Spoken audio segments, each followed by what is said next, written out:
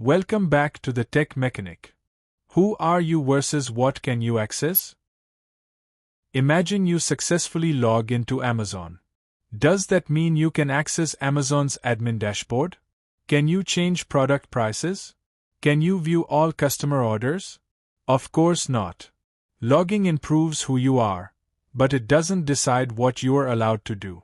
That's where authentication and authorization come in. Today we'll learn the difference in the simplest possible way. Many beginners confuse these terms because they sound similar. Authentication verifies identity. Authorization determines permissions. Think of authentication as showing your ID card. Think of authorization as deciding which rooms you are allowed to enter after your identity is verified. Authentication is the process of verifying who a user is. Common methods include usernames and passwords, OTPs, biometrics, fingerprints, and face recognition.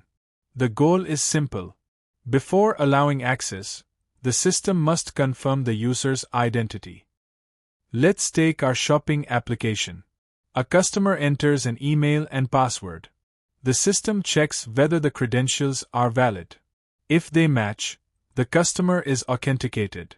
At this point, the system knows who the user is, but it still doesn't know what the user is allowed to do. Authorization happens after authentication. Once the system knows who you are, it checks your permissions. Different users have different access levels. A customer may place orders. A vendor may manage products. An administrator may manage the entire platform. Think about an airport. Showing your passport proves your identity. That's authentication. Having a boarding pass determines which flight you can board. That's authorization. Both are important. Knowing who someone is doesn't automatically mean they can access everything. Architects usually implement role-based access control, also known as RBAC.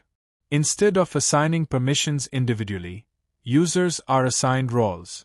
Each role has predefined permissions. This simplifies management and makes systems easier to secure and maintain. The flow is straightforward. First, authentication verifies identity. Second, authorization checks permissions. Only then does the user gain access to the application. Modern applications follow this sequence for every protected resource. Imagine a bank application without authentication. Anyone could access accounts. Imagine a bank application without authorization. Every customer could access every account.